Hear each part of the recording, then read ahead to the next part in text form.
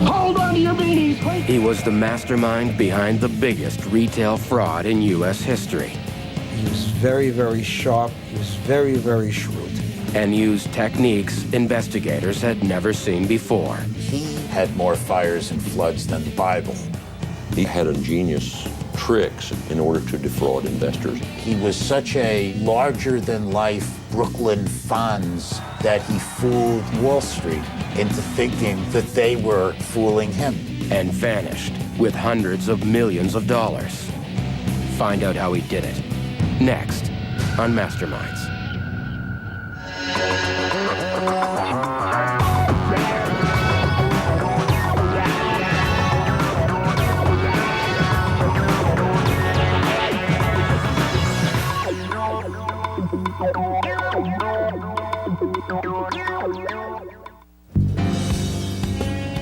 Wall Street, the epicenter of high finance.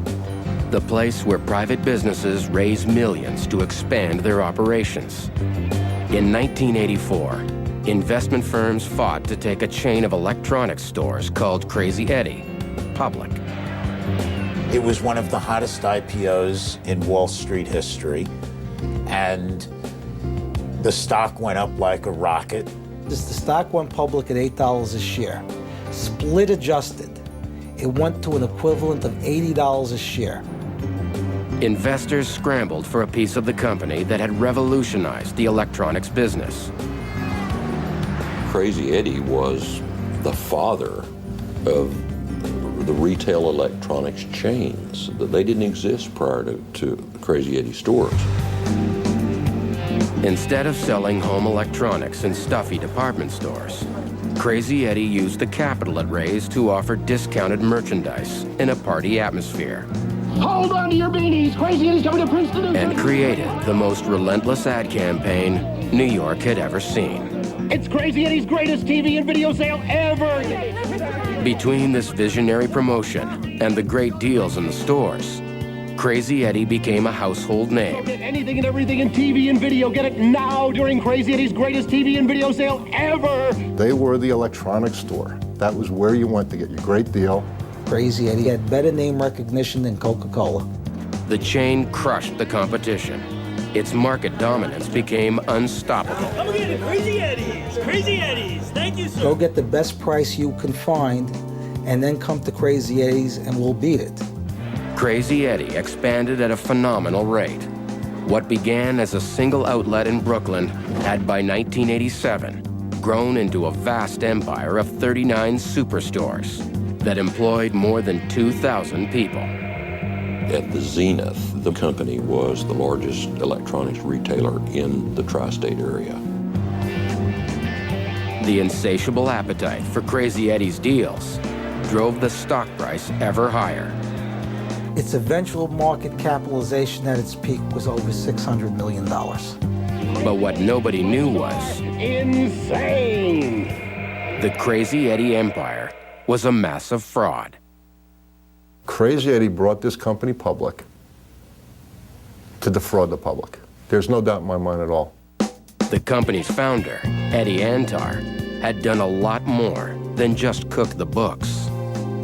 He employed an amazing array of techniques never seen before and lined his pockets with over $200 million in cash.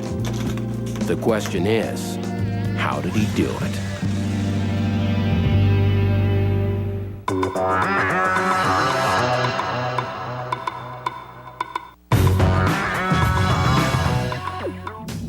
Eddie Antar is the mastermind behind the Crazy Eddie empire and the greatest retail fraud in American history. Antar was born into a tight-knit family of merchants from low-rent Brooklyn. Eddie learned literally on his father's knee to be a swindler. His father and some of their other family members routinely would take home cash from his discount retailing business and basically divvy it up among themselves. But Eddie's dreams are bigger. By his early teens, he's hawking cheap consumer goods obtained through shady connections.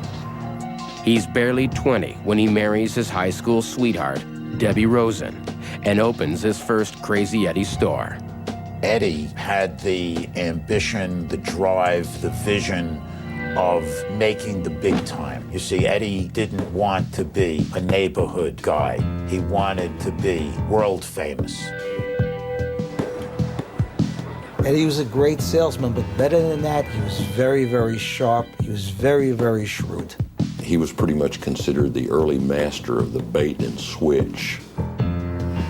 Where he'd get a customer in and trying to buy a $99 piece of merchandise, and he'd sell them for $4.99.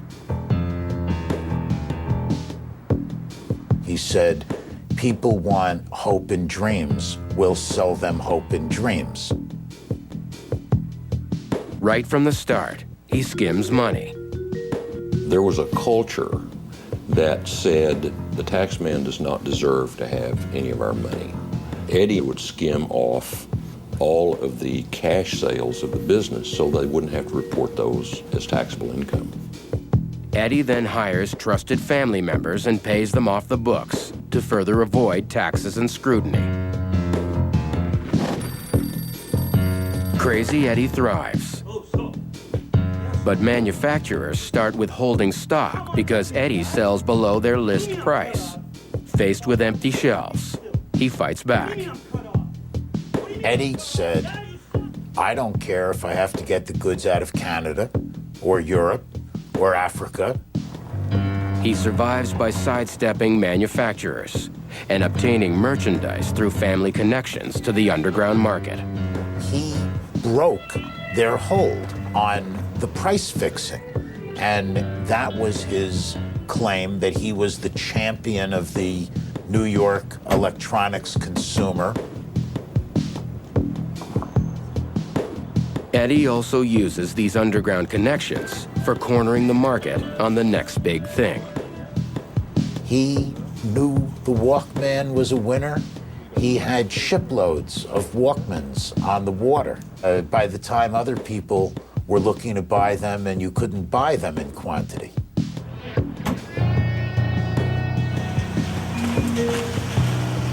Eddie now opens 2 new stores and hires close relatives as managers, allowing skimming to continue and reaping hundreds of thousands of dollars. But to Eddie, this is small change. He sets about to increase his take by millions. If you're a retailer, the biggest single asset you usually have is inventory. And so if you can falsely claim inventory that you don't have, that boosts your assets. Eddie bought used and damaged merchandise and sold it as new. That used television is now in a heat-sealed plastic bag. It looks fine. Eddie also commits extensive insurance fraud. Eddie had more fires and floods than the Bible. He convinces insurance adjusters that stacks of empty boxes contain damaged merchandise and collects hundreds of thousands of dollars on phony claims. But with his business expanding, Antar knows he risks becoming the target of surprise visits from financial auditors. Now, when the auditor wanted to go out and see the inventory, okay, what do? Our count sheets show us at X, our inventory is at Y. We have a problem. His solution is to plant a spy inside the company that audits Crazy Eddie. He sends his cousin Sam to accounting school for an all-expenses-paid education.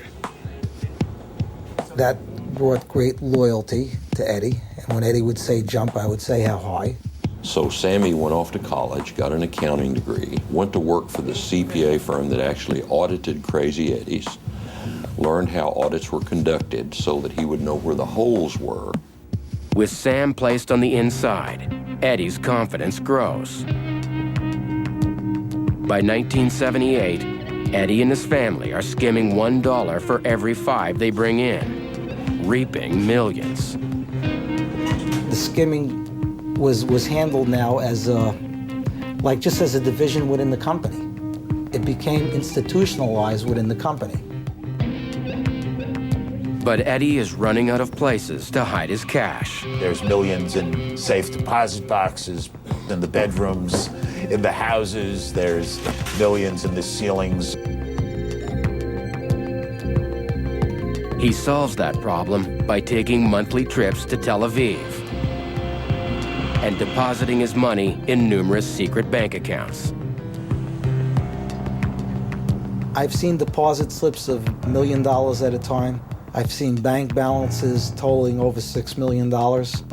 As his illegal profits skyrocket, Eddie employs his wife and family as couriers. They transport over $11 million to his Tel Aviv accounts.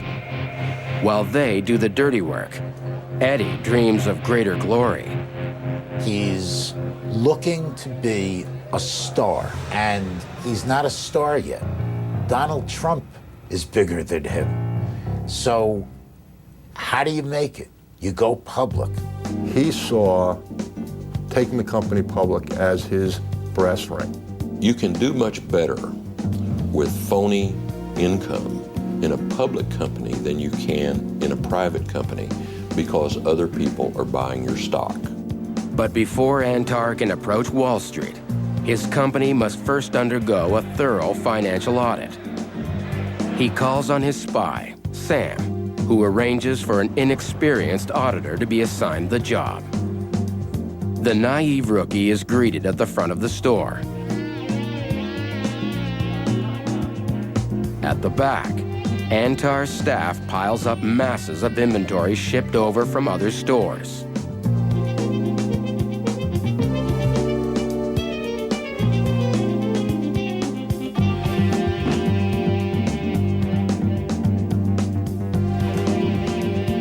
Antar shows the auditor an example of the merchandise he has come to tally. Then a helpful employee is sent up to count the stacks. She would call down 70 large screen TVs. And if you looked at that row as the auditor from the ground, you could count 70 boxes. You could see how many there were across and how many there were down. But the entire stack is little more than a facade. The auditor dutifully records the inflated numbers he is given. Antar goes further when he distracts the auditor and alters his inventory tallies right on the count sheets. He would take every one and make it a 4 or a 7, and then give them back their altered papers. And so where they had written down 10, it was now either 40 or 70. Even better, the files give Eddie crucial information about the next stores the auditor plans to visit and the sample counts he intends to take. So that night, they had these poor guys loading up the truck again and driving to store B. And they just kept a step ahead of the auditors in doing that. The auditor paints a portrait of a thriving company. Eddie Antar is now ready to strike. Armed with 13 apparently successful stores, he sits down to seal the deal with Wall Street. Here were the investment professionals, the Wall Street sharks, thinking they were cleaning up these dumb Brooklyn street guys. And the supposedly dumb Brooklyn street guys are playing them. He was such a larger-than-life Brooklyn Fonz that he fooled the crooks on Wall Street into thinking that they were fooling him. With the money he rakes in going public, Antar opens 26 new stores in under 3 years and quietly cashes out $40 million worth of his own shares. At the annual Crazy Eddie shareholder meeting, he is greeted like a rock star. Eddie came and did the Rocky, hands over his head, and the crowd started chanting, "Eddie, Eddie, Eddie." And at that moment, Eddie Antar was as happy as he ever was in his entire life. But what Eddie doesn't realize is the magnitude of his success threatens to bring his vast empire crashing down.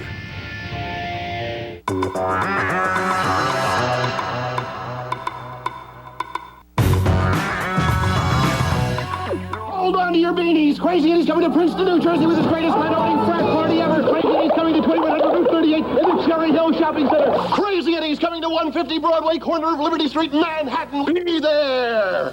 Crazy Eddie Antar, the darling of Wall Street, is using the 39 stores in his 3-state empire to line his pockets with millions. Crazy Eddie's, thank you. Insane. But now, he's got a problem. You have to feed the beast more each year. It's one thing to tell the auditors on the ground there's 70 TVs, but he can't tell them there's 7,000. They weren't making money, they were losing it. And so this has a cumulative effect. If you lose money in one year, then you essentially have to double down every year, and the fraud has to get bigger and bigger and bigger and bigger. The stress starts wreaking havoc in his family life. Antar fights with his wife, Debbie, and takes up with a mistress, also called Debbie. It was like trading in your car. Besides the same name, they looked very similar, except that Debbie 2 was the younger, sleeker version. On New Year's Eve, 1984, Antar's wife catches him cheating with Debbie 2 when she is led right up to his car by Antar's sister. The incident causes a rift in the Antar clan. And that eventually led to the downfall of the family. You have to make the mafia comparison. They are united in their joint effort to make as much money as they can. And if they turn on one another, the game's over. With his family life in tatters, Eddie's business problems now worsen. The gap between what they were taking in and what they were called on to report by virtue of the fraud they had committed was becoming just unbridgeable. The discovery of this kind of fraud was inevitable, and Sam E. knew it and feared it. Eddie acts quickly, cashing out another $30 million of stock before the price crashes. And people said, that doesn't sound very encouraging. The founder, the namesake of the company, is reducing his position. And so people started looking, and they found discrepancies. When they found discrepancies, they started talking to the SEC. New faces and new hands came in there, and new eyes. It was no longer this tight, inner-knit circle that he could control, but there were people there that he could not control, and it wouldn't take long for it to unravel. A business rival soon moves in and buys Crazy Eddie in a hostile takeover bid. But Antar has the last laugh. The new owner quickly discovers the inventory fraud, a staggering $80 million worth of non-existent merchandise. It was basically a hollowed-out shell by that time, and that it had largely been looted by Eddie. Before police can arrest Eddie on a racketeering charge, he flees to Israel, armed with 6 passports and access to his stolen millions. Sam is left holding the bag. And I said, fine, if I'm on my own, I'm on my own. And I decided to come clean. With the knowledge gained from Sam, authorities launch an international manhunt for Antar, whose new life on the run is not working out the way he had hoped. You have to think of how big his need was to be noticed, to be admired, to get attention, all of which is completely inconsistent with going underground. There's no flashy sports cars, there's no flashy women. He couldn't live that way.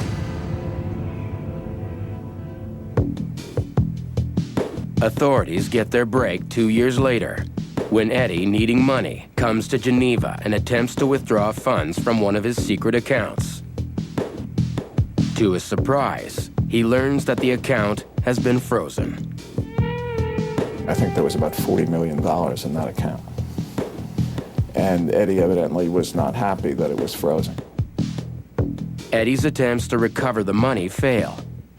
He leaves empty-handed. But the Swiss contact American law enforcement, who trace his steps back to Israel.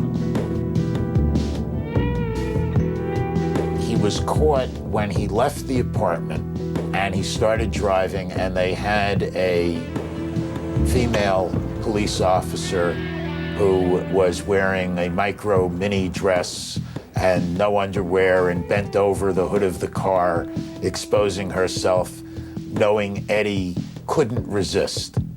He stopped, he got out, he patted her on the ass, said, "That's a great ass," and she said, "You're under arrest," and handcuffed him. Jailed in Israel, Eddie Antar loses his fight to avoid extradition and is sent back to America to face justice. Eventually, Antar admits to 17 counts of fraud. He owes $150 million in fines and restitution, and close to $1 billion in civil lawsuits. He goes to prison for 8 years. We hurt investors. We hurt creditors. We hurt consumers that might have lost their refunds. We hurt the people that work for us that lost their jobs. There are countless other people who got hurt directly or indirectly from the frauds that we committed. You have to think of it as the Sephardic Jewish Goodfellas. There were a pack of thieves. The whole family was a pack of thieves. And there's no honor among thieves. Eddie could have been an extremely successful businessman who could have gone on to even bigger things. Eddie was like a force of nature, but like a tornado, when it was over, there was nothing but wreckage left.